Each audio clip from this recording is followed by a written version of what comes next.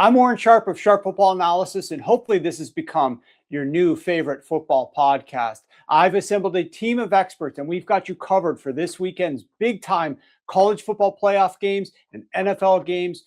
Saturday and Sunday, we're going to be talking about some of our best bets, player props, sides, totals, referee analysis, and much more. We're going to be covering the following games. In college football, obviously, Alabama at Oklahoma, Miami at Texas A&M, Tulane at Ole Miss, and James Madison at Oregon. Over in the NFL, on Saturday night, we've got the Packers at the Bears. And then on Sunday, we're going to be talking Jaguars at Broncos, Bucks at Panthers in a massive game for the NFC South. We're going to be hitting on the Patriots at Ravens on Sunday Night Football. We'll also touch on the Chargers at the Cowboys, the Vikings at the Giants, the Falcons at the Cardinals, and much more, sharing logic and reasoning behind some of our favorite bets and angles on all of these games, all while making them more entertaining and hopefully more profitable for you in the long run as well. But before we get into that, we're back with another $100 giveaway. Last week on the Monday Night Football game between the Steelers Dolphins, nobody guessed that Connor Haywood, the fullback for the Pittsburgh Steelers, would score the first touchdown. He did it on a tush push. That means we've got $100 available for you. Somebody's going to get lucky and select the first touchdown scorer in the game between the Indianapolis Colts and the San Francisco 49ers on Monday Night Football this week. Guess who you think is going to score that first touchdown in the comments below between the 49ers and the Colts for your shot at winning $100 added to your Novig account. Make sure you have a Novig account. And if you don't, click the link in the description below and get a purchase match up to $100 when you sign up. All this and much, much more on the way. Let's dig in.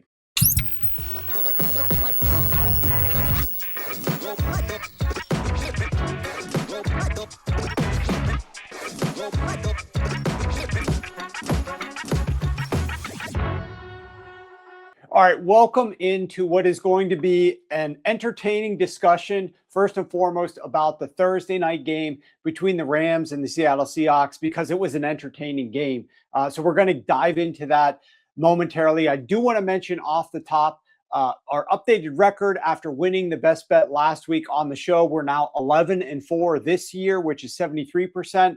We are now 33-13 over the last 2 years. That's 72% since we've started doing the show. So we're in really good shape. We're hoping to get another one for you guys this week. Obviously, get you set for the holidays, for Christmas next week. We're in our holiday attire here. I got my skiing bear. The only thing he's not really doing here is smoking a stogie, smoking a cigar like the old uncle in Christmas Vacation, which is one of my favorite movies that I always watch Christmas Eve when I'm wrapping up the kids' gifts and doing things like that late at night. I always have that on with some eggnog or some other holiday cheer to warm me up. But certainly a fun shirt, and we got other guys here on the show dressed in their holiday stuff. So it's going to be a fun show. You guys are going to look forward to that. But just so you know, we will be with you the day after Christmas. So the 26th, it's a Friday.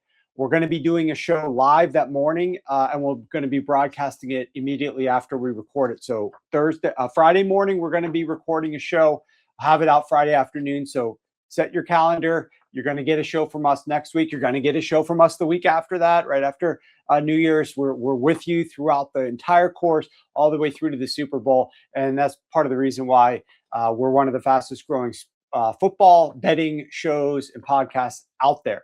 On to this Thursday night game. What a doozy. So many different things to discuss and attack, because both of these teams are naturally going to be in the postseason, but huge elements here at stake for the winner of this game, which was the Seattle Seahawks. First, quick discussion about Sam Darnold. He completed 22 of 33 passes for 270 yards, 2 touchdowns, 2 interceptions. He was significantly more efficient when he was targeting receivers in tight versus receivers that were out wide. And for a while, he did not look good. Obviously, through multiple interceptions to receivers that were aligned out wide, he completed just 6 of 12 passes with both of his interceptions. When the Rams forced him to hold on to the football a little bit longer, he completed just 13 of 20 passes. So Sam Darnold did not have the best game. He did, however, have a very timely completion down the sideline to Cooper Kupp, which ultimately set up that final score in overtime. He had some outstanding passes in that overtime period, which kind of shows you the highs and the lows of Sam Darnold. Now, Chris Shula, the defense coordinator for the Rams, is really outstanding at understanding what Sam Darnold is going to bite on and how to trick him and how to lure him and bait him into different throws. They had the pick six off of Sam Darnold. They had an interception at the goal line as well, where they dropped the defensive tackle back into coverage. So I don't trust Sam Darnold going up against this defense. But in this particular game, he made plays when they counted down the stretch, helped the team win the game naturally in overtime with that 2-point conversion. Matthew Stafford, though, and this Rams offense, that is one of the bigger discussion points. And it probably was the way that we were going to, like, everybody was going to talk about this game afterwards, because that's the way the game was shaping up. The Rams had a large expectation to win this game. And it was in large part because of the rate that they were using their 13 personnel, especially with Devontae Adams out.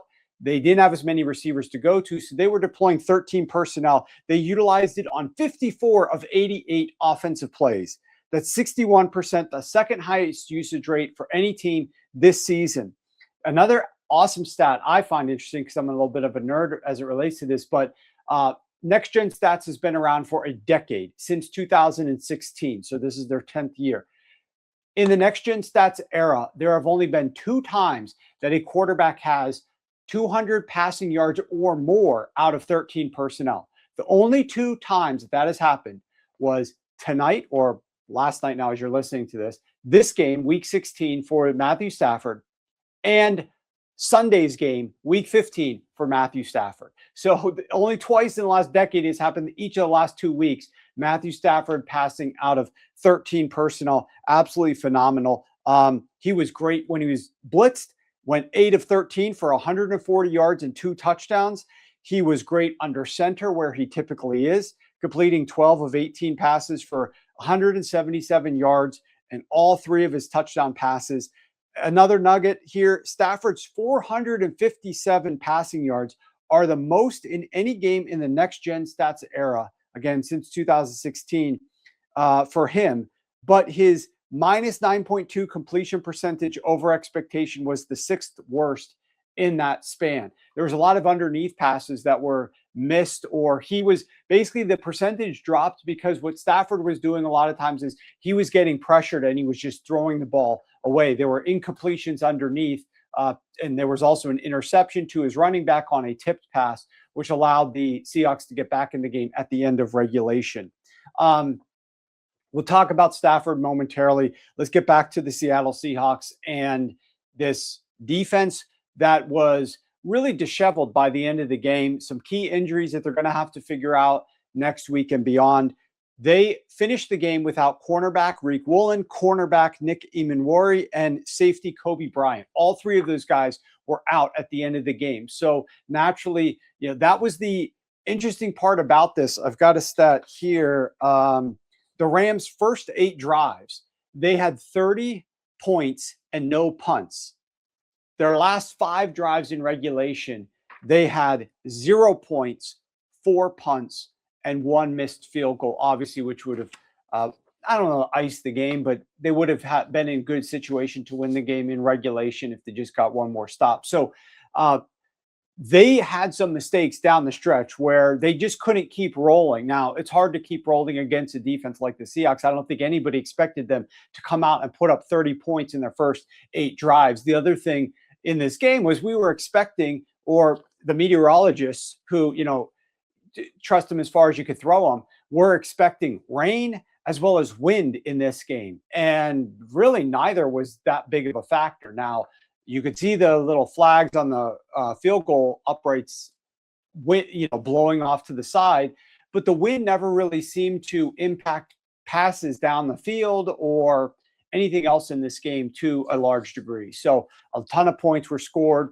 A lot of fantasy production was to be had by everybody involved here, more or less. Through 3 quarters, The Rams had 405 yards to only 235 for the Seahawks. The Rams had 302 passing yards to only 117 for the Seattle Seahawks. The Rams hadn't punted the football at all. So the fact that the Seattle Seahawks lost 3 starters for this game in the secondary and still kept forcing punt after punt after punt for the LA Rams in the fourth quarter of this game to allow the Seahawks to get back into it. Really impressive by Mike McDonald's defense and getting guys in there. That's a sign of a great coach. If you have backups that are coached up and understand their role and what to do and how to fill in, just phenomenal job by the guys that were replacing the 3 starters in the secondary. We got to discuss the elephant in the room, though, and that's the refs in this game. It started off on the very first drive of the game for the Rams. And this is just what's so frustrating. And you guys are sick of hearing about it. But unless we talk about this loudly, it's not going to change. And the very first drive of the game, the Seahawks go down, score a touchdown. The Rams get the ball. I don't say it's the first drive of the game, but the Rams had an opportunity to go tie the score 7-7. And the Rams instead, on a 4th and 1, go for it. And on that 4th and 1, they throw a touchdown pass. That's ruled a touchdown, but there's a penalty on the field. And it was an eligible man down the field, pull the touchdown off the board, push the team 5 yards back, and the Rams then have to kick a field goal. Instead of being tied 7-7, they're down 7-3. Almost instantaneously, the ref expert comes on the mic and says, that should not have been a penalty. The flag should not have been thrown. This should not have been ineligible man downfield. The touchdown should have stood. That's 4 points right there in a game that ultimately went to overtime, obviously, and was won on a 2-point conversion by 1 point. Now, that happening in the first quarter of the game, the whole rest of the game changes. So it's like a butterfly effect. You can't really say that lost the Rams the game, but it definitely impacted their ability to miss out on those 4 points. Could have changed things for them down the road. So it's just frustrating when calls like that are clearly wrong by the crew on the field and clearly reviewed to be correct by the ref in the booth, who has the benefit of looking at the replays, which what is referee assist for, if not doing the same exact thing that the guy in the booth is doing and saying, oh, wait, hold on a second. Let's actually pick up that flag. Shouldn't have been called. Let's rule it a touchdown. They need to fix this. If the guy in the booth can say it should have been a touchdown a second later, then there needs to be a second of time added to this where there's a chance to review it and pick up that flag. I think that's ridiculous. Secondly, you have the late game situation. And this one was the part that was really insane because it was so confusing. Okay. You had the backwards pass on the 2-point conversion that was going to tie the game. The pass looked in real time like it was forward or lateral, right? Like it did not look like it was necessarily a backwards pass. And as a result, it got tipped forward into the end zone. As soon as it hits the ground, a ref blows his whistle. And I mean, they basically cut. They say 2-point conversion failed. They walk off the field. They're getting set up for the kickoff. And then they come back and they say, well, hold on now. It actually was a backwards pass that was then batted forward. And it doesn't matter if the whistle had blown because you're allowed to continue the play for a split second. If there was the specific language was immediate recovery after a whistle. And so that's apparently completely legal. Now, there's a account on X called Football Zebras, which is run by an ex-official or ref at some sort of level, and he's in tune. He's connected with, like, I don't know, if like a fraternity of refs or something. He's very knowledgeable about these things. Here is his quote. On all 2-point conversions, the 2-minute fumble rule is in effect. While this is a statistical fumble, the ruling in replay is a backwards pass that was muffed forward, and therefore it's a legal recovery in the end zone. If it was a fumble by the rule book, the offense could not score 2 points because it would be returned to the spot. You can't advance it on a 2-point conversion into the end zone. Extraordinarily confusing to say that it technically is a fumble, but because it's a backwards pass, but it's considered a backwards pass muffed forward and thus is allowed to be recovered. That whole thing is confusing to me.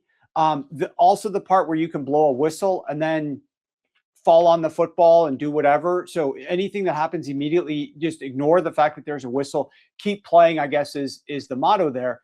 But at the end of the day, where is that referee analyst on the call to come on and to explain it to all of us? There's no way Al Michaels is explaining it. Kirk Herbstreit has no clue what the hell's going on here. And we're just sitting back, like having no idea as to whether the whistle means it's dead or it's not, why it could have been recovered in the end zone versus returned back to the spot. Like none of this was clear. And I could see why, because of that play. And then the play earlier in the game in the first quarter, where there should have been a touchdown, but they took the touchdown off the board erroneously, that the Rams were upset. And Sean McVay was pissed in the locker room, or not in the locker room, in the meeting, press conference after the game. He was as mad as I've ever seen him. Now, partially he was mad about the whole line of questioning about the Puka Nacua celebration and all that nonsense. But in addition, because they were asking him a bunch of questions, but in addition to that, they were also discussing with him that sequence and the 2-point conversion. And he said, quote, I've never seen anything like this in all my years of football, and I grew up around the sport. He had never seen something like that happen, where they then come back afterwards, and while you're lining up for the kickoff, give the other team the 2 points and just say the game is now tied. He's never seen anything like that before. The rule, the whistle, all of those types of things, just completely bizarre. And then, of course, Puka gets annoyed after the game and sends out another tweet. He must have run right to his phone in the locker room and fired off another tweet, which he then deleted like 10 minutes later after the fact, facetiously complimenting the refs for doing such a good job in the game, believing fully that like they were involved in sort of stealing the game from the Rams. So that's what the Rams players, or at least Puka, is thinking. Sean McVay is pissed off about the refs, and the ref expert is clearly saying that they got the touchdown at least wrong. That there should have been a touchdown. They took the touchdown off the board. So just another example of a disaster for the league and the refs, and the ability for people like us to watch these games and say, yeah, we should trust these guys. They know what they're doing. They've got the best interest at heart of like just trying to be accurate with everything. When they continue to make mistakes like these and they're not corrected, and there's no system for fixing it in the future, they've got to figure out something. So that's one issue. The other thing was, we talk about this being the best game of the year. I think it was the best game of the year, most entertaining game, most exciting game. I encourage you, I tweeted out, go back and listen to the call from Al Michaels on the touchdown in overtime that Puka had. Was it like a 40, 50-yard catch and run where, Al Michaels is just like, he rolled out of bed and is, asking what day it is type discussion.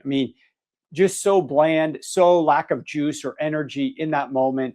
Very frustrating. Hopefully they do something, because this would be like one of those all-time games where you would replay the highlights of the game and everybody would be excited, and you would replay this like during the postseason. And if Kevin Harlan was on this call doing play-by-play, or Ian Eagle was on this call doing play-by-play, like you could have clips like that. You're not going to be able to have clips of Al Michaels going back and calling that touchdown from Puka. It's just the low T, no juice, whatever you want to say. It's just not great for the product. And I don't know how the NFL, was cool with having him do that. Last point to make on this game was, as fun as this game was, at one point it was like Matthew Stafford's going to be the MVP after this. It's Matthew Stafford's MVP, like for sure. Give it to him after that drive that he had with Puka. And then they lose the game. And some people are like, oh, well, MVP, I wonder who's going to win MVP. BS. Matthew Stafford didn't allow the Seahawks to get the ball second in overtime, drive 60 yards, and score a touchdown, and then go for two. Then if it was Matthew Stafford's award before that, it should be Matthew Stafford's award after that. He's been phenomenal. And the biggest issue that the biggest thing that like I continue to be frustrated about myself and the guys that I work closely with from the betting side of things is that if you go and read my book back here, my 2025 football preview book, on the chapter on the Rams, I write these chapters like in April, May, June. Okay, before we even knew anything was going on with Matthew Stafford's back. And if you read all the optimism that I had about the LA Rams and how I thought with just a few minor tweaks to both personnel and philosophy, especially inside of the red zone, the Rams could be like upper echelon this season, like massively improved this season. And I talk about it a ton in that chapter. But then you have Matthew Stafford's back. Is he even going to play? Is it going to be Jimmy G? He's going into this airliner van, mobile home before, training camp outside the facility to get like red light therapy and God knows what, because he's having trouble moving around. It sounded like, what are we going to get? Even if we get good Matthew Stafford for a week or two, we could easily get injured Matthew Stafford. I didn't want to risk my money or clients' money on, futures involving the Rams. But boy, they were one of my favorite teams this offseason. I thought they were in such a great position this year. So we didn't do anything with them. And obviously, had I known Matthew Stafford was going to be okay this year, in a heartbeat, that was going to be the first future that we bet. Now, our futures portfolio is looking outstanding, but hey, missing out on found money is frustrating as hell. And obviously that makes that situation very frustrating. But outstanding game, a brilliant way to start off week 16, where there are some pivotal games this week, potentially none more pivotal than that game was. But it's going to be a fun week, and I'm excited to break down some of these college football playoff games with you momentarily after we talk about some more storylines that we're going to encounter here in week 16 of the NFL season. We'll hit you with some best props, some best bets, and much more. Stay tuned. We have a very special offer this week from our partners over at Novig. Right now, you can get all of our week 16 bets and content for free. That's right. To claim this offer, all you need to do is create a Novig account using code Warren and complete a purchase of Novig Cash. That is simply the currency they use to get action down on their platform. It gets converted back to US dollars when you withdraw. After your first purchase has been completed, aka you fund your account, you will receive an email from Novig with a link to claim your free Week 16 access. That's it. That's all you have to do, and you'll get all of our Week 16 bets and analysis for free. Click the link in the description of the show or go to sharp.football to claim this offer. Plus, as an extra bonus, you get up to a $100 match on your first purchase when you use our code. If you already have a Novig account, do not worry at all. We still have something for you. Use code SHOW50, SHOW50 on any weekly betting package, and you'll get 50% off. We are coming off of back-to-back huge weeks for subscribers, going 59 wins to only 34 losses. That's 63% across all of our NFL bets the last 2 weeks, generating over 16 units of profit. I told you I love betting at the end of the season on football, and we've delivered 2 of our strongest weeks of the year. I want you to win with us through the final stretch of the season. So go create your Novig account and get on board for free for Week 16 today. Let's talk first about a big game for the Detroit Lions in a must-win spot after their big-time loss last week against the Rams. They now have to defeat the Pittsburgh Steelers at home, laying 7 points is the current number. And look, this is going to come down to, on the Lions side of the football, whether or not Jared Goff is going to be pressured, because Jared Goff has massive pressure splits, and the Pittsburgh Steelers can get pressure, but they might be down 2 of their key defenders. We were looking at the potential that they're down both TJ Watt and Nick Herbig. So let's talk about what that means to this game. With TJ Watt off the field, which I personally think after getting stabbed with the needle that he's going to be out this game. They had to do surgery to repair the lung. That doesn't sound very good, but you never know. These guys are football players. They're animals. But as of now, I think it's probably doubtful that TJ Watt's able to go, but we'll find out. With Watt off the field, The Steelers have allowed 71% completion rate. That's second worst in the NFL. They're allowing the NFL's worst yards per attempt at 8.7 and a 5.5% touchdown rate, which is 20th. Then Nick Herbig left that game against the Dolphins on Monday night with a hamstring injury. Short turnaround for him. If he's out for this game, he has 7 sacks and the most quarterback hits of any player on the Steelers. TJ Watt has 8 sacks, which is the most on the team, and is second in quarterback hits at 12. So you got the top 2 players in quarterback hits. You got the top 2 players in quarterback sacks, both potentially out for this game. With Herbig off the field this season, the Steelers are allowing a 7.1% touchdown rate, which is second worst in the NFL. This is why it's so key for Jared Goff. When he can operate without pressure, he is completing 79% of his passes, which is second best in the NFL. He's averaging 8.7 yards per attempt, which is fourth best in the NFL.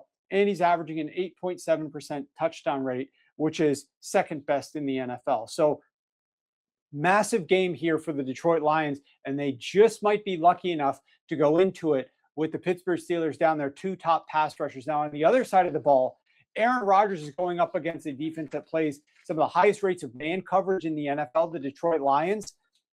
Aaron Rodgers has struggled versus man coverage as compared to zone coverage. Against zone coverage, he's completing 71% of his passes. That's 9th best.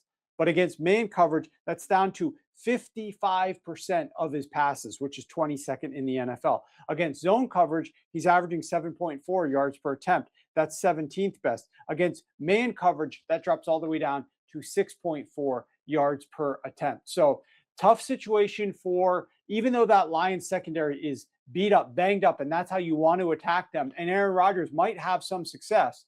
He still hasn't been quite as good against man, and the Lions continue to play high rates of man, even though they're down a lot of key guys in that secondary. Should be an interesting game. Pay close attention to Herbig and Watt and whether or not they miss this game. On Monday Night Football, we get to watch in front of all of America Philip Rivers taking on the San Francisco 49ers. Now, Philip Rivers is going to do so in the comfy, warm confines of his dome in Indianapolis, as opposed to outdoors on the road against the number 1 pass defense in the NFL of the Seattle Seahawks. Now, the key thing in this game to pay close attention to is whether or not Kyle Shanahan can get his offense jacked up and jump out to a big lead against this Indianapolis Colts defense and do so quickly. Because if he can't, that is going to allow the Indianapolis Colts, Shane Steichen, and Philip Rivers to turn around and hand the ball off to Jonathan Taylor a lot. Now, that's exactly how they were able to stay in the game and nearly upset the Indianapolis Colts.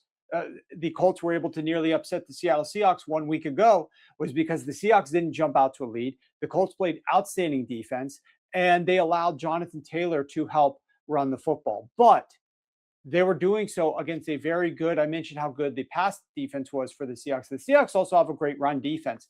The key in this game, why it's so important to be in it and able to run the football, is you're finally going up against, for the Indianapolis Colts, a run defense that is terrible. And I'm going to show the strength of schedule by week of opposing run defenses that the Indianapolis Colts have been going up against on the season. And you can see that right here. All right.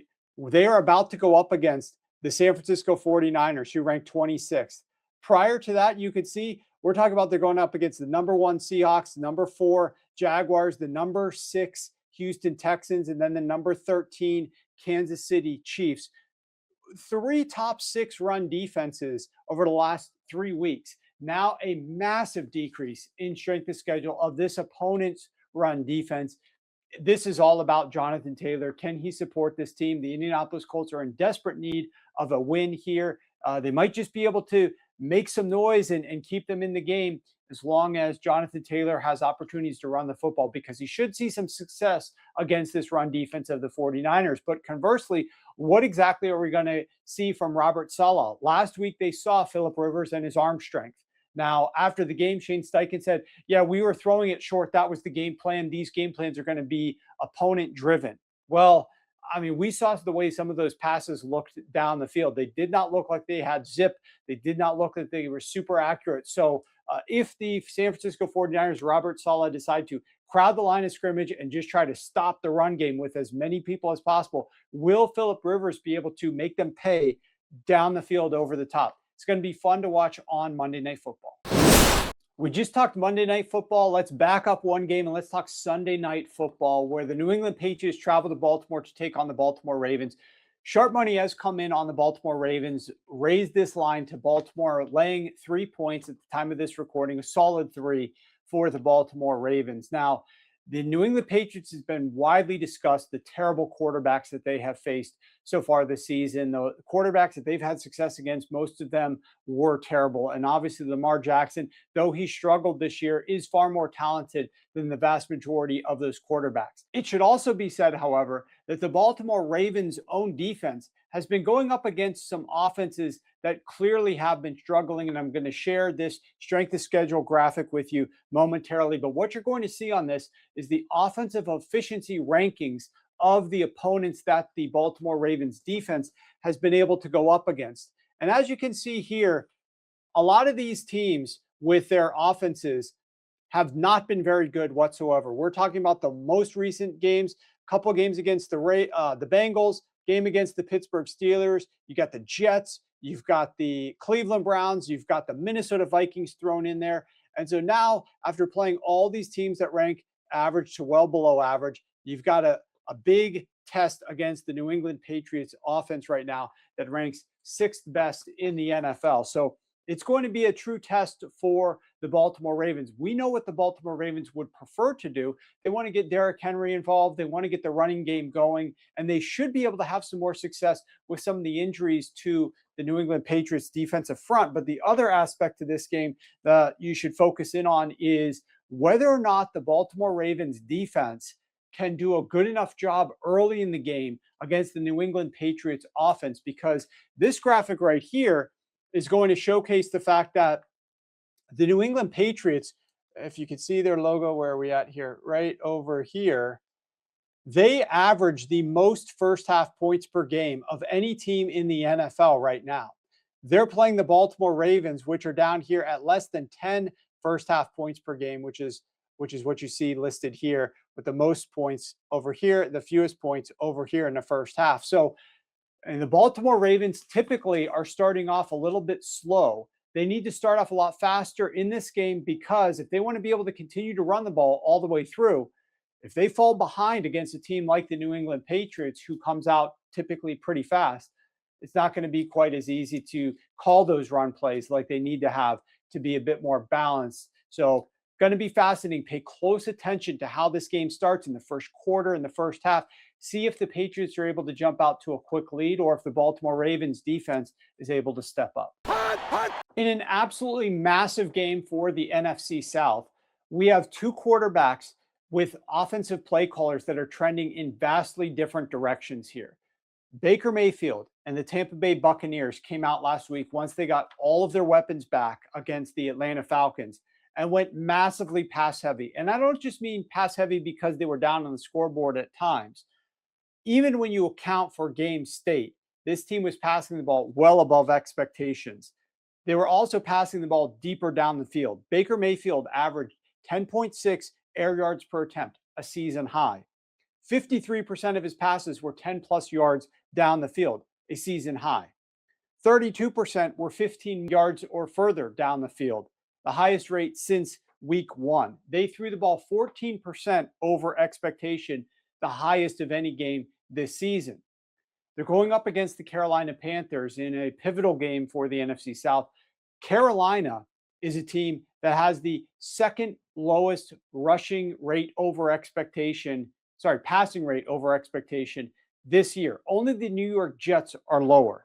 They are 5.2% pass below expectation on the season based upon game state.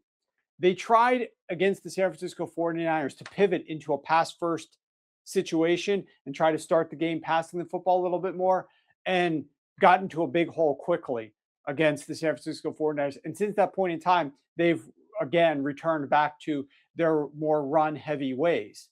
However, that's not really the way that you attack this Tampa Bay Buccaneers defense. This Tampa Bay Buccaneers defense just lost Zion McCollum in the secondary, and it's been a bad defense over the past 6 games. They're allowing 66% completions, which is 26th, 8.4 yards per attempt, which is 28th, and a 6.5% touchdown rate, which is 29th. So the Carolina Panthers ideally should be looking to pivot more into the pass, but they haven't done that very successfully this year. Will they try? Let's pay close attention to how they come out the game. Are they trying to pass the ball, or are they trying to just run it into the strength of the Tampa Bay Buccaneers defense? And then conversely, how deep is Baker Mayfield continuing to push the ball? How frequently are they throwing the football? And how does this Carolina Panthers defense prevent some of those explosive pass plays from gaining chunk yards and scoring touchdowns? It's going to be a fascinating chess match to see how this one plays out. The Dallas Cowboys loss last week means that they're now just playing for pride and playing to close out the season, but they're doing so against a Los Angeles Chargers team that still has a lot to play for. This is a game where Dak Prescott is going to be able to go up against a defense that plays a ton of zone. The LA Chargers play the second lowest rate of man coverage. They play the second highest rate of zone coverage, and Dak has thrived so far this season against zone coverage. He's averaging 73% completion rate, which is third best in the NFL, and a fourth highest touchdown rate of any quarterback. That being said, though, this is not an ordinary zone defense. It's a very difficult zone defense to crack.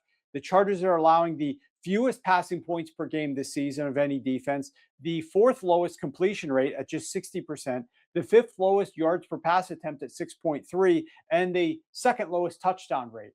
And we've got George Pickens continuing to play aloof and not really participating, it seems like, in trying to catch as many balls, and balls aren't going his way nearly as often. So I don't really know the direction if they're going to flip things and really focus on him a little bit more. But Dak Prescott had an interesting quote, or they were raising it on the broadcast, about how Dak, once he saw in George Pickens' eyes something about the way that he was running a route early on in the game 2 weeks ago against the Lions, that he just stopped throwing the ball in his direction because he just didn't really trust that George Pickens was locked in at that point. That's not a great quote to be calling out, and certainly we'll see if that ends up helping some of these other receivers, or if George Pickens can get back on track. But it is a good situation from a zone-based perspective for Dak Prescott so far this season. Now, on the other side of the ball, in a game that the Chargers need to have some success, they're going to be doing so still without Joe Alt, still with a beat-down offensive line, going up against a Cowboys defense that most teams have had more success throwing the football on. Just look last week where we saw J.J. McCarthy gain 10.4 yards per pass attempt against this Dallas Cowboys secondary. And J.J. McCarthy, I mean, isn't really rolling out of bed gaining 10.4 yards per attempt against anybody. But against this Dallas Cowboys defense, he certainly did. But the LA Chargers have reduced their pass rate massively with some of the offensive line injuries. And then, of course, with the hand injury to their starting quarterback. If we look at since week 10, the Chargers are throwing the ball 2.3% below expectation. Prior to that, they were at a 6.8% over expectation pass rate. So Justin Herbert is going to be coming in here with a team that wants to run the football a little bit more, but going up against a defense where it's far more efficient to be passing the football. So it's going to be interesting to see the decision and the direction that they make on their side of the football as to how to attack this Cowboys defense. But Cowboys right now are laying 2 points at home, even though they actually have nothing to play for here. It's going to be a fascinating game. Early kickoff for the LA Chargers, a 1 p.m. Eastern time kickoff on the road in Dallas. Looking forward to seeing what happens in this one. All right, now joining me is our college football betting expert, Ryan McCrystal. As a reminder, you can find all of Ryan's outstanding analysis written over at sharpfootballanalysis.com. He's got breakdowns for all the critical college games, and we will talk some bowls at different times. But right now, we've got our focus set squarely on the college football playoff. It's been a long wait, Ryan. We're finally here. We're interested in talking about some of these games and hearing your breakdown of them. We're going to start with the Alabama-Oklahoma battle. That game is, if you look at the odds jam screen, Currently, Oklahoma is laying a point to a point and a half, and the total is sitting at between 40 and a half and 41 and a half, which I will say the 41 is a very key number in betting totals. So you're going to want to hunt and find the best line depending upon whether you want to go over or under. Oklahoma is off of 4 straight wins. They beat Alabama in Alabama earlier this season, 23-21. Talk to us a little bit about your angle on this one and who you like. Yeah, so I'm going to take Alabama, but of course I have to acknowledge that Oklahoma won this first matchup at Alabama. So we have to sort of address why that happened and why we should think this would play out differently. The thing is, when you dig into that game, Alabama dominated. They should have won that game, and they probably should have won by multiple scores. The problem was Oklahoma forced 3 turnovers in that game. That was really the difference. But digging into the numbers, just look at what Oklahoma did on both sides of the ball. On offense, Oklahoma averaged their second fewest yards per play in that game against Alabama, and Oklahoma's defense allowed their second most yards per play against Alabama. You're not going to typically win a type of game like that, but like I said, they forced 3 turnovers, one of which was a pick 6. Without those turnovers, there's no chance they win that game, and it's probably not even close. Now, you might say, well, Oklahoma's here in the playoff because of their defense, so why should we not think that there's a possibility that just happens again, that they force more turnovers, ugly up the game, and pull out another close win? I don't think there's any reason to bet on that because that's not the strength of this Oklahoma defense. Oklahoma, as good as their defense have been, they only rank 94th in turnovers forced this year, and they rank 116th in ball hawk rate. That's the rate at which the defense gets their hands on the ball through a pass defense or an interception. So the fact that they don't generate a lot of turnovers, it doesn't look fluky because of that ball hawk rate. That's much more stickier stat that sticks with the team throughout the season, whereas interceptions can obviously be a little bit fluky, but that ball hawk rate really jumps out. The fact that they're near the bottom of all of college football in that rate means that they're not likely to have a game like that again. And if they didn't have that type of game with the turnovers, they were not going to win that game. Now, I will note Oklahoma was without pass rusher R. Mason Thomas, their best pass rusher in that game, and they only generated a 27% pressure rate. So getting him back on the field will help. They might generate more pressure, and that probably increases the odds that maybe they get another turnover if he's putting more pressure on Ty Simpson. But ultimately, I just think there's too much of a talent discrepancy. And when you remove those 3 plays that resulted in turnovers, it wasn't a very competitive game in the first matchup. So I think the smart play here is to take Alabama and say the odds of them having that type of turnover discrepancy again is just very low, and the better team probably wins in this matchup. Okay, very good. Now we've got a big game the following day on Saturday where we've got Miami taking on Texas A&M. And the current line, if we look at the odds jam odds screen, is Texas A&M laying 3.5 with a total sitting right around 48.5. Texas A&M was trending to a top 4 seed and a first round bye before losing the regular season finale to Texas 27-17. They gave up 285 yards and 24 points in the second half in that loss to Texas, Ryan. So does Texas A&M get their defense turned around here in time to deal with Miami's offense, or are we going to see Texas A&M struggle a little bit to contain Miami? Yeah, I'm on the road team again here. I'll take the Hurricanes. I think they can win this game outright, and it really has to do a lot with Texas A&M's defense. I think that unit is a fraud. Go back on your own and look at the quarterbacks that they played this season. It is not exactly a murderer's row that they had to go up against. They only faced 2 teams all season that ranked in the top 40 of scoring offense. In those games, they gave up 41 points to Notre Dame and squeaked out a win. They gave up 42 points against Arkansas and squeaked out a win there. Arkansas is not even a very good team overall. They had a good offense, though, and they gashed this Texas A&M defense. Now, they did win both of those games. The problem is Miami's defense might be the best in the country, and that is certainly not the case for Arkansas, which is one of the worst in the country. And Notre Dame's, although the defense got much better as the season went on, remember early in the season, Notre Dame's defense looked brutal. They were getting gashed. The game right after Texas A&M, they gave up 30 points to a terrible Purdue team. So Notre Dame's defense at the beginning of the season when these teams met was pretty bad. So that's a big factor in why they still were able to win those games despite their defense getting gashed. And basically almost every other game on their schedule, they were going up against a struggling offense. Even that Texas offense that they lost to, it wasn't a very good offense this year, kind of middle of the pack in the SEC. Now, in terms of this particular matchup, one of the specific areas where I think Miami has a bit of an edge is with their RPO game, which is a pretty big part of the Miami offense. They run RPOs 27% of the time. It's the 31st highest rate in the nation. And A&M has struggled with those types of offenses. They were only ranked 106th in yards per play allowed against RPOs this year. And we just saw this be a critical factor in that loss to Texas. Texas ran RPOs 16 times, averaging 8.9 yards per play on those RPO plays.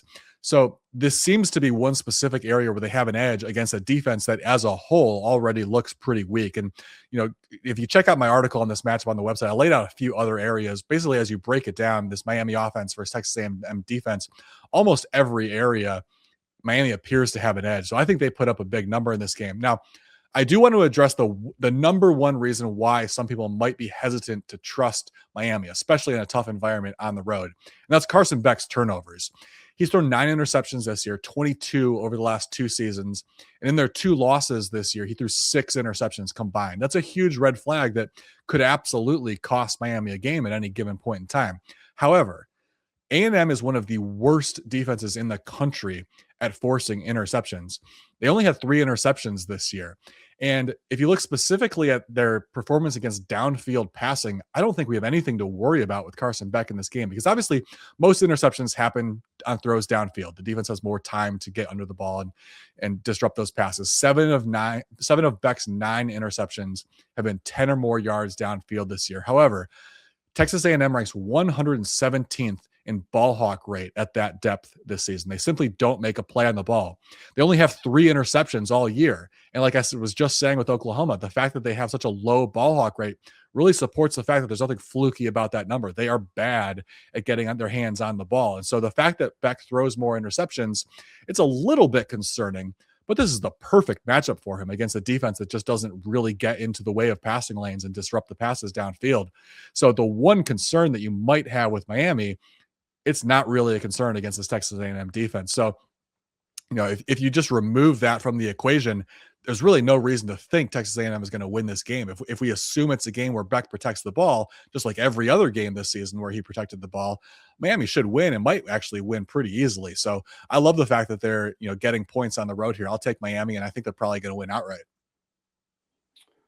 All right, well, that'll make for a very competitive way to start the day on Saturday. As we turn our attention to the odds jam screen, I want to just briefly mention we've got a couple of games that have the higher spreads. We've got Ole Miss favored by 17 to 17.5 points in the middle game on Saturday afternoon against Tulane. We've got Oregon in the nightcap favored by 20.5 at some spots, 21 and 21.5 at others. So once again, critical to shop around, find the best number if you're looking to lay it with Oregon. But any quick thoughts on either of these 2 games with massive spreads with the Ole Miss and Oregon sides favored here? Yeah, I wrote up a full preview on both of these games on the website, so definitely check that out if you want my best bet for each of these games and a little more insight into the matchup. But we'll just touch on it briefly here. If I'm filling out a bracket, I'm certainly not picking an upset in either of these games, but I do think Tulane and James Madison are being ignored a little too much in the sort of the general public conversation leading up to these matchups. For starters, Tulane won the American, which is much closer to the ACC in terms of competition that they're being credited for. They're sort of like, if there's a group of 4, it's really more like there's the Big Ten, the SEC are one, the Big 12 is the next one. And then the ACC and the American, at least this year, were very similar. In fact, we saw Tulane beat the champion of the ACC, Duke, earlier this season. They also have Jake Retzlaff at quarterback, who played at BYU last year, nearly got BYU to the playoff. They've played this Ole Miss team. Obviously didn't go well earlier in the year, but Retzlaff's late transfer to Ole Miss was a factor in that. They've been in this environment before, though, which is certainly critical. They're not going to be intimidated by having to play at Ole Miss, where everybody has been in that stadium before. So I think they have the potential to be competitive. And then there's James Madison, which obviously is even more of an underdog. And I think their performance against Louisville earlier this year is being completely overlooked. They're being dismissed as having absolutely no chance in this game. And like I said, I'm not going to pick them to win, but I wouldn't be surprised if they hung around a little bit, because if you look at the comparison, and I lay this out in the article, comparing Louisville to Oregon, in terms of their run game on offense and their defense kind of as a whole, very similar. The difference, of course, is that Oregon has Dante Moore at quarterback. So that's why Oregon is probably going to be, win this game a little bit more easily than Louisville did. But Louisville and James Madison were tied in the fourth quarter. It was a very competitive game. Louisville ended up pulling away very late. They had a 78-yard touchdown run late in the fourth quarter, which kind of sealed the victory for them. It also skewed some of the numbers. So if you just go back and look at the box score, it kind of looks like they ran the ball well in that game. But up until that 78-yard run, Louisville running backs were averaging 1.8 yards per carry against this James Madison defense. And that is a very good Louisville run game led by Isaac Brown, one of the most underrated running backs in the country this season. The other stat I want to point out from that Louisville James Madison game, James Madison pressured Louisville quarterbacks 44% of the time. That was the highest rate Louisville allowed all season. So this is not your typical Sun Belt defense that Oregon is going up against. I think James Madison can at least make it interesting in the first half. Now, like I said, Dante Moore is the big difference between Louisville and Oregon, and maybe with the passing game, he ends up pulling away late. That's very possible, but I don't think this is going to be a game where Oregon jumps out to a 21-0 lead in the first quarter or anything like that. So between these two teams, James Madison, Tulane, I think at least one of them at halftime is putting a bit of a scare into their opponent. Maybe it goes sideways in the second half, but I think that both of these teams are capable of making a little more interesting than the spread might indicate.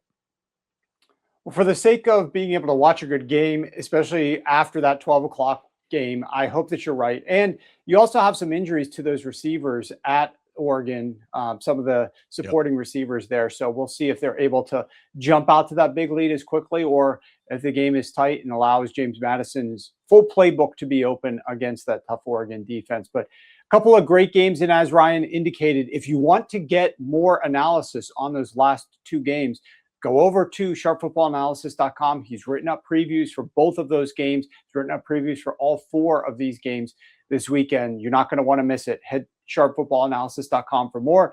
Ryan, as always, thank you very much. We'll talk to you again next week, and we're looking forward to these games already.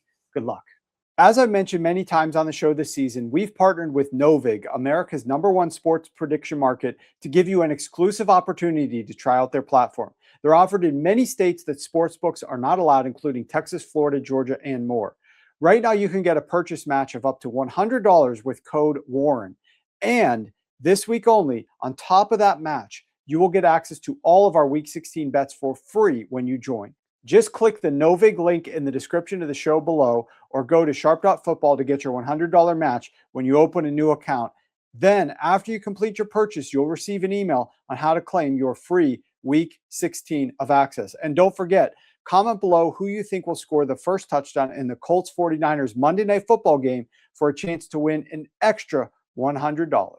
Now joining me is our fantasy football guru and loyal member of the Sharp Prop Squad, Rich Rebar. And as a reminder, all of Rich's outstanding fantasy analysis is up at sharpfootballanalysis.com, where you can tune in for great insights, whether it's fantasy football, you're in your playoffs, or you're looking at DFS lines for the weekend. All of Rich's information is over at sharpfootballanalysis.com.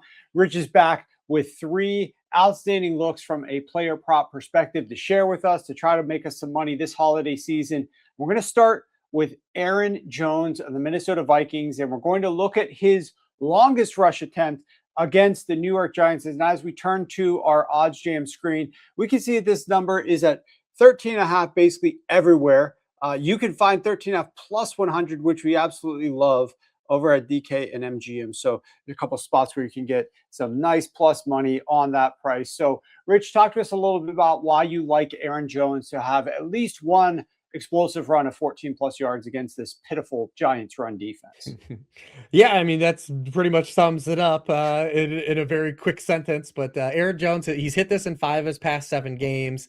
The Giants are the worst running defense in the league. They are league high 5.9 yards per carry to running backs. They have the lowest success rate against running back runs, and they're allowing those explosives that we're chasing here. They have a lot of run of 10 or more yards on 16% of running back runs. It's the highest rate in the NFL. They have a lot of running back to have a run of 14 or more yards in 8 games in a row, and in 12 of 14 games this season. Our guy Ja'Cory Merritt came out of the grave last week and got there last week. So Aaron Jones is more of the lightning to the thunder in this backfield rotation. I like for him to hit at least one long run on Sunday, if not a couple. It is a brutal late swap there. We thought we might be getting the other Commanders running back and got stuck with Bill, and we had to deal with it. But at any rate, good game, as you said, and a lot of running backs getting there against this Giants run defense as they try to close out the season. Speaking of a team, though, that has a lot more to play for, we've got Mike Evans of the Tampa Bay Buccaneers. The Buccaneers got the band back together, and they're back for a massive game against this Carolina Panthers defense. They're on the road in Carolina. As we look at the odds jam screen, Mike Evans has a total receiving yards. At most spots, it's 58.5. However, you can find a 55.5 over here at FanDuel currently. And so we're obviously going to go pick that off. We like the over 55.5 officially graded for Rich on Mike Evans receiving yards. Talk to us a little bit about why you like Mike Evans to have a nice game here on Sunday in Carolina in a massive game for the NFC South. Yeah, we like Mike Evans a lot here because any time that he's played, he is facilitated as the wide receiver one in this offense. He came back from his injury on Thursday and had 38% of the team's first read targets. That was the wide receiver 9 last week. He only ran a route on 70% of the dropbacks, but that's like something we anticipate will climb moving forward and getting ramped up. They had a little bit longer layoff too from last week's game being on Thursday, but whenever he's played this season, he has commanded targets. He has been targeted on a team high 31.4% of his routes, leads the team in yards per route run. The Panthers also deploy similar defenses structure to the Atlanta Falcons, who they just played. A lot of single high, a lot of cover 3. The Panthers are third in the league in rate of cover 3 at 46% of their snaps, one spot behind the Atlanta Falcons, who Evans was just peppered. So Baker sees single high coverage on Mike Evans. We know where the ball's going. On his small sample size this season, Evans has been targeted on 29% of his routes against cover 3, 2.14 yards per route run. And if you do buy that Mike Evans is the lead wide receiver in Tampa Bay, Carolina Panthers are allowing 9.6 yards per target to opposing wide receiver ones. That's 29th in the NFL. All right, there we go. We got another good situation for Mike Evans matchup, target share. Hopefully we'll get there with him again. And last but not least, another big game. The Jacksonville Jaguars traveling out to Denver to take on the Denver Broncos, probably the crown jewel of that late afternoon slate with two teams that, who knows, might rematch in the AFC playoffs, might meet in the AFC championship game, but certainly Denver needs to win this game to try to lock up that number 1 overall seed. And as we look at the odds jam screen, you're going after a player that doesn't necessarily have the kind of public perception that he should be capable of hitting these passing yardage numbers. However, you're going to tell us that he's more than capable and he has been delivering. In his Bo Nix, you could find his passing yards at 235.5, and you think that he's going to have more than 235.5 passing yards against the Jacksonville Jaguars. Talk to us a little bit about this one. Yeah, and Bo Nix has thrown for 295 or more yards in 3 of his past 4 games for a reason, is that the Denver Broncos have shifted to an ultra pass-heavy approach since the loss of J.K. Dobbins. They have thrown the ball 8.6% over expectations the past month. That's second in the NFL. Only the Arizona Cardinals at 10.8% over expectations have a higher pass rate over expectation than the Broncos do over that span. And that dynamic should remain ultra static here because offenses have thrown the ball 4.9% over expectation against the Jaguars. It's the second highest rate in the league because their run defense has been so dominant. This Jacksonville defense is hot, but remember, over the past month, they've also faced Brady Cook, Riley Leonard, Cam Ward, and this version of Justin Herbert that has not been very fun since the Joe Alt injury. But before that, they had allowed 292 passing yards at Davis Mills, 284 passing yards to Geno Smith. So I expect the Denver Broncos to have a drop back passing game in this game that's very pivotal to them locking up the 1 seed for the AFC. So I expect Bo Nix to be winging it. It's a fun one because he comes with some volatility, but they have been throwing the ball at a very high rate since this Dobbins injury. Yeah, and considering that volatility, I'm going to ask you about the ladder potential here for this one, because I love the spot that you mentioned. You've got a defense that's been going up against some very weak quarterbacks of late. And you've got a quarterback that has been needing to throw the ball more frequently of late because of the injury to his starting running back. These two things are colliding. Mm-hmm. Do you see that volatility allowing us to maybe ladder this one? And if so, how high would you go? Yeah, I think so. Like I say, he's hit 295 at least in 3 of the past 4 games. So I definitely think 300 yards is potentially in play here too if you want to go that far. And obviously, by the time you get to 300, I actually don't know what the official line is on that, because you're obviously going through 250 and 275 if you're someone's using like DraftKings where they do the quarter increments. But I definitely think 250 is in play, 275 is in play, and then I would probably, if you're going to go that far, if you're hitting those, you just throw a little bit extra on that 300 to see if you get there. That's how I usually like to play the ladders. If I'm approaching near 100, I usually will do something like a lower unit on the 100 or like the 300, like that arbitrary like fun threshold. Because if you hit the other ones, you are obviously already profiting. Yeah, absolutely. Now, as we see on the OddsJam screen, they've got this nice little alt line button where you can just tap that after you found your player, and you can scroll through some of these alt lines. So if we do want to go up to 300, you can see the best price is plus 425 on plus 300. This is one of the best features about OddsJam, in my opinion. Not only is it the comparison, but also figuring out the ladders, because a lot of these odds, as you'll see, they vary within a yard or two at times, but the payout on ladders can vary massively between books. And so I highly, highly recommend that you always look at the OddsJam screen when you're looking at ladder potential. And definitely, there's a link in the description below where you can try OddsJam for 2 weeks for free. So there you go. Make sure that you check this out for 2 weeks for free to see if you're interested. And to piggyback off that, not to cut you off there, how many people are building out like far-fetched parlays that are plus 425, and you're getting, this is a way more profitable market. Yes, no, absolutely. Absolutely. So this is extremely lucrative. And like I said, you get 400 here at Hard Rock, and it's 360, 330 at, Caesars. So certainly you're going to want to go over to Hard Rock at a minimum if you don't have Betway, but 400 versus 330. And like you said, these wild parlays that are going to be low hit rate versus Bo Nix to have 300 yards, which he's come close to doing or has done in 3 of the last 4 games, basically. Very, very interesting on that look. Awesome stuff. As usual, Rich, you can find all of Rich's stuff over at Sharp Football Analysis. Tune in over the weekend where he drops all of his DFS analysis with his favorite game stacks, his favorite individual plays, his favorite tournament plays, everything in between over at Sharp Football Analysis from Rich as it relates to fantasy and DFS. Rich, good luck this week, and we'll talk again soon. Good luck and happy holidays, everyone.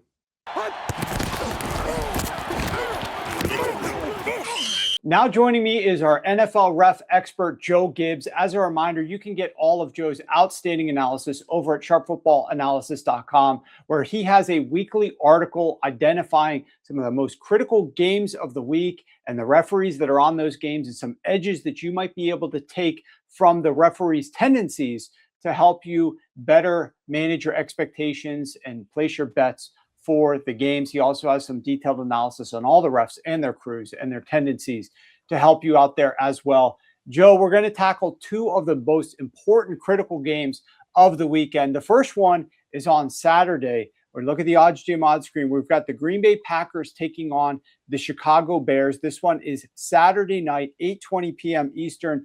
And the referee for this crew is Alex Kemp. Now, as you can see, the current lines, we're seeing 1.5 for favoring the Bears to 1.5 favoring the Packers. I'm also seeing 1-1. Some of these lines are flipping, and you've got pick'em in a number of spots, specifically out in Las Vegas. So talk to us a little bit about what Alex Kemp means to the result of this game.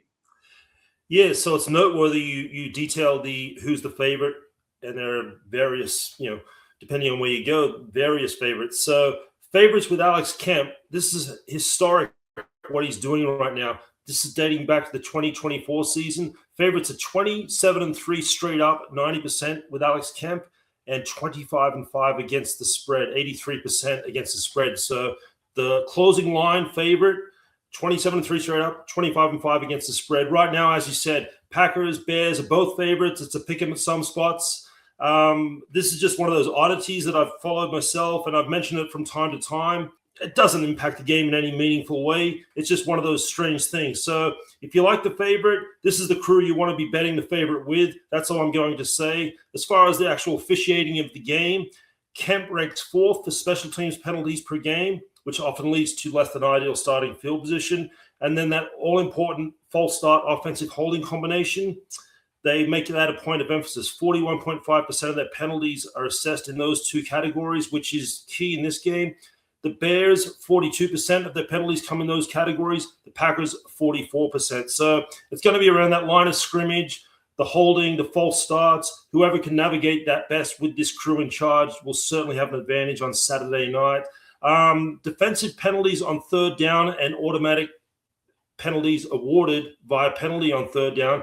This crew ranks 2nd in the league in those categories. Could be a problem for Green Bay. They are highly penalized on third down penalties.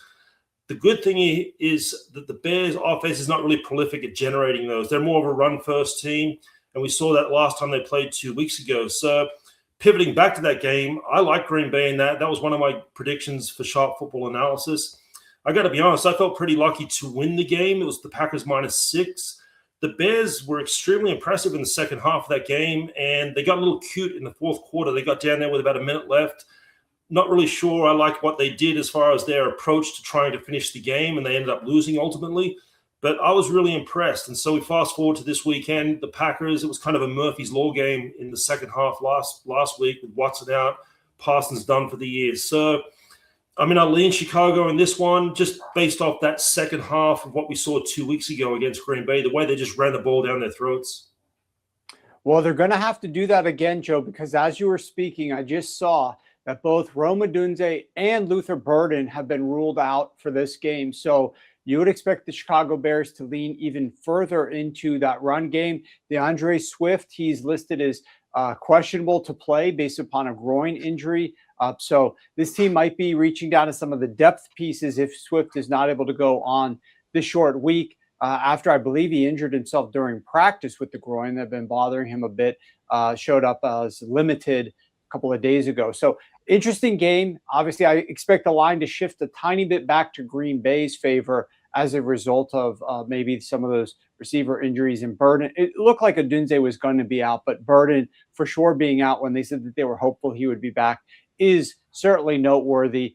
Let's pivot over to Sunday afternoon. And one of the crown jewels of the late slate, the 4:05 kickoff time frame, is the Jacksonville Jaguars taking on the Denver Broncos over in Denver. And the point spread right now is Denver -3. The total is sitting around 47, although you could get a 46.5 or 47.5, which is why you need an odd screen to make sure that you can quickly go to the best spot and get the line that you're looking for based upon what bet you're trying to make here. But this game, we've got Sean Hockley on the call, which basically means it did what Puka Nacua said a little bit in his interview on that live stream, which is that some of these refs just relish their ability to be on television and have all their friends see them on TV, which is absolutely a hilarious way to describe refereeing and the state of it around the NFL. What are your thoughts on Sean Hockley's involvement in this game? And does it favor one of these teams or the other, the over or the under? What do you think?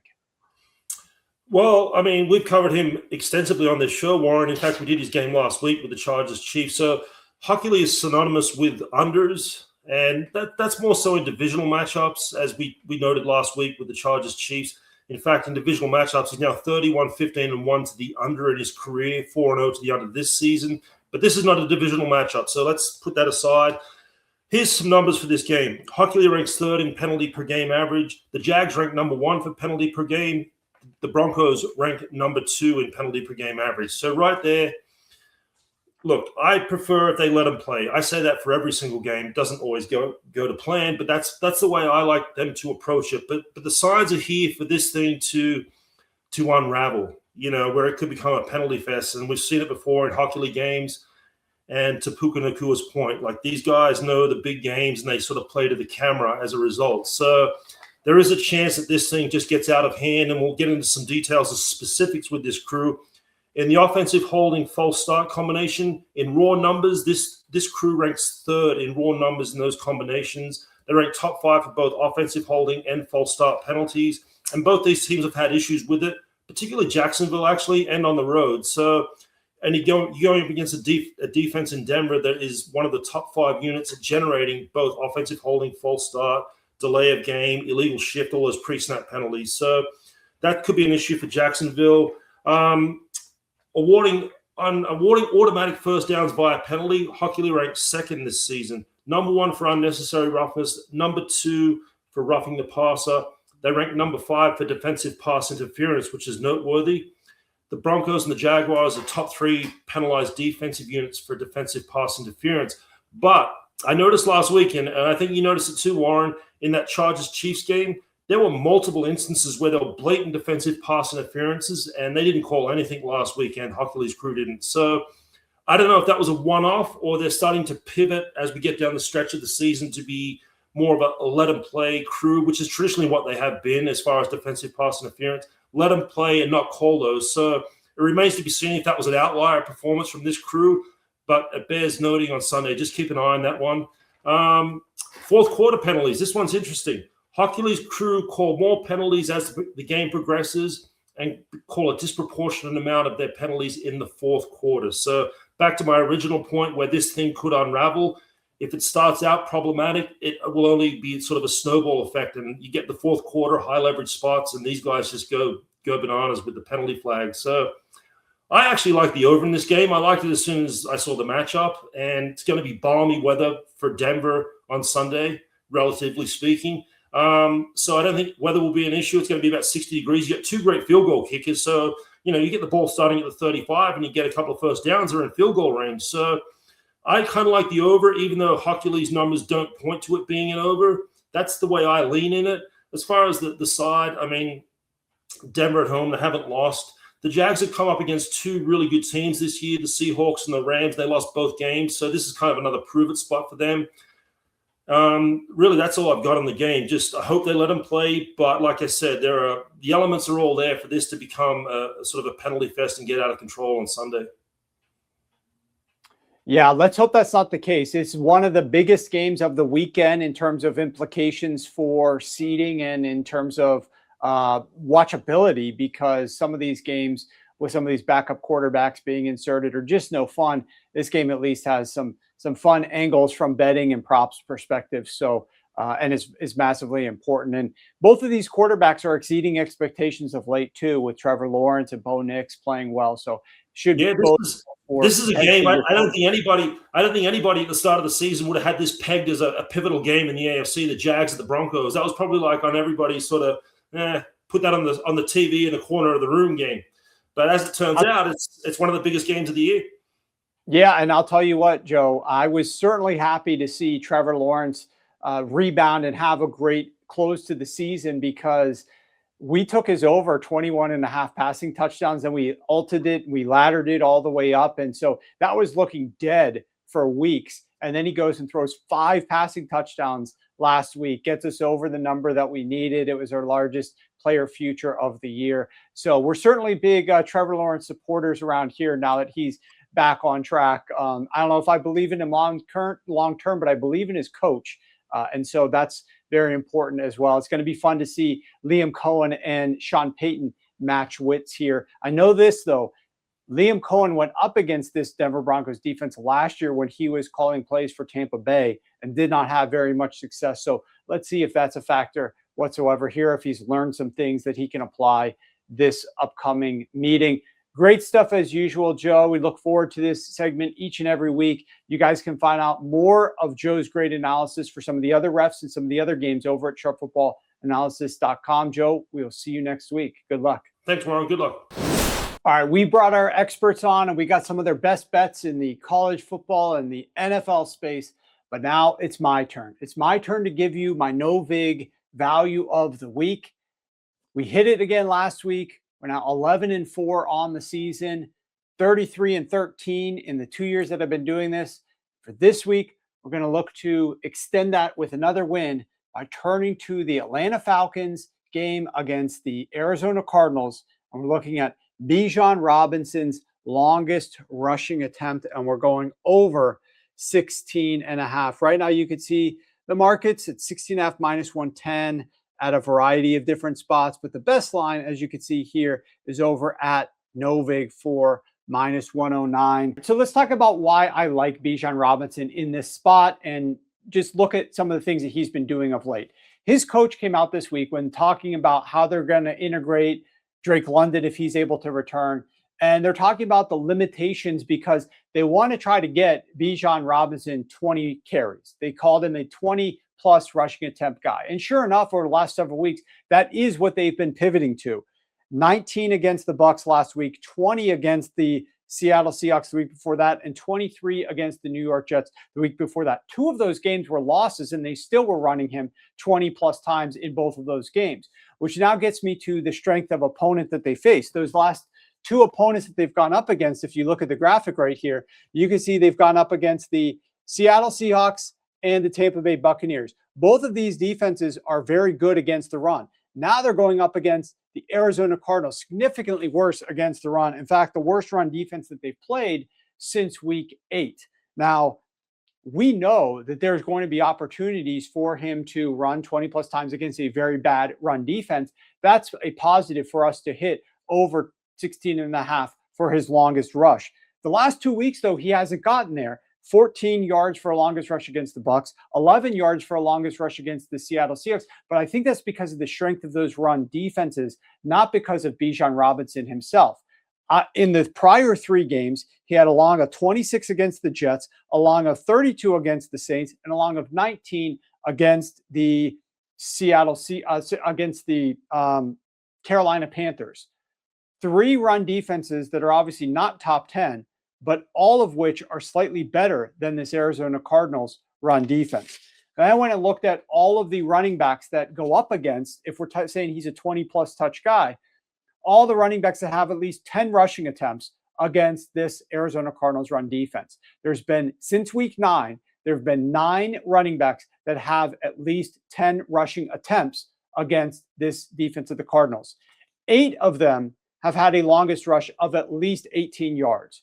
The only one that did not, so 8 of 9 did. The one that did not was Bucky Irving in his first game back from injury, where the coaching staff said, we're going to limit him. We're going to ease him in. They didn't really do that. They gave him the lion's share of carries. He probably wasn't quite ready for that just yet. So he did exceed the cutoff threshold. He ended up having 17 attempts, but he did not have a longest run of 18 plus yards in that game. So I think there's upside and opportunity here for Bijan Robinson to have some success on the ground. I think they're going to get him the carries. He's going up a run against a run defense that has been giving up these types of yards. And, I know that Kirk Cousins has been playing a little bit better, but you do have Kirk Cousins on the road. You're not going to necessarily want Kirk Cousins to drop back to throw the ball 40-plus times. I think the Falcons will lean into the run, get Bijan his touches, and against a bad run defense, especially after going up against 2 top 10 run defense the last couple of weeks, this is going to be a breath of fresh air. He's going to have a long of at least 17 yards and get us over 16.5. So we won last week. We're looking to stack another win this week. That's what we're going for our bet of the week. Bijan Robinson, longest rush, over 16.5. And that'll do it for the Week 16 Sharp Football Analysis Podcast, the fastest growing NFL betting podcast on the planet. Make sure that you're subscribed over on YouTube or your favorite podcast app, and we'll see you soon. Good luck this weekend.